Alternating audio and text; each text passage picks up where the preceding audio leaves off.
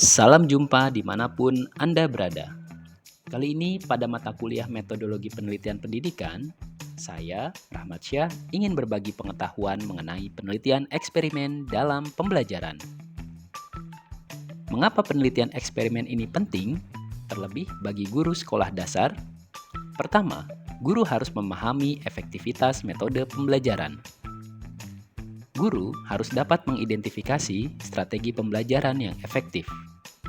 Oleh karena itu, guru harus mengembangkan materi pembelajaran melalui penelitian eksperimen. Inovasi dalam pembelajaran juga harus diterapkan oleh guru. Dan terakhir adalah peningkatan profesionalisme. Penelitian eksperimen sangat relevan dengan pentingnya pengembangan guru sekolah dasar.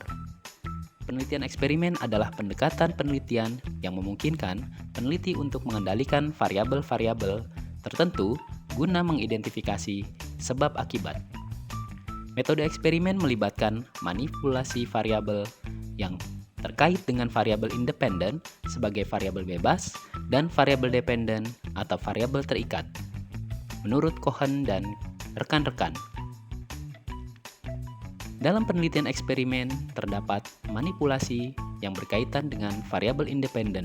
Randomisasi dan pengendalian variabel-variabel pengganggu adalah ciri khas dari penelitian ini. Hal ini berkaitan dengan homogenitas, agar data dapat diambil dan menggambarkan kondisi yang sebenarnya.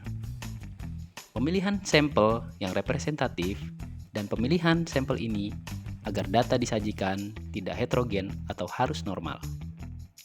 Pengukuran dan pemantauan variabel dependen dilakukan agar penelitian eksperimen lebih terpercaya. Desain eksperimen menurut Creswell termasuk kelompok kontrol dan tanpa kontrol. Terdapat 4 desain eksperimen yang digunakan dalam penelitian. Pertama adalah desain pretest post-test control group atau yang disebut sebagai randomized control group design. Pada desain ini terdapat pretest dan post-test, lalu diselingi dengan treatment di tengah-tengahnya.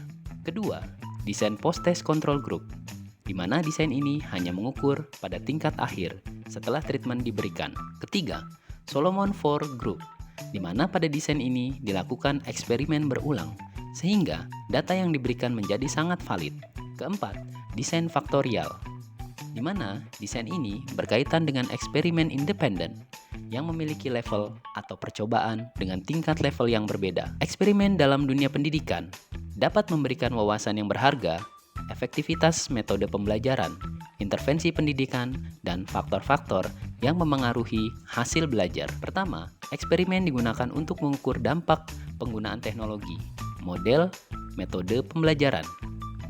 Kedua, eksperimen dapat digunakan untuk mengevaluasi efektivitas program remedial dan membantu siswa yang mengalami kesulitan belajar. Ketiga, eksperimen dapat dilakukan untuk menguji pengaruh motivasi terhadap hasil belajar. Tidak hanya motivasi, tetapi juga afektif dan psikomotorik.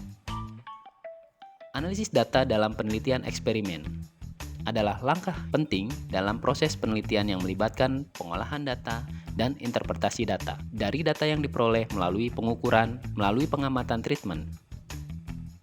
Analisis data bertujuan untuk mengambil kesimpulan tentang efek dari manipulasi variabel independen terhadap variabel dependen, serta uji hipotesis yang telah diajukan.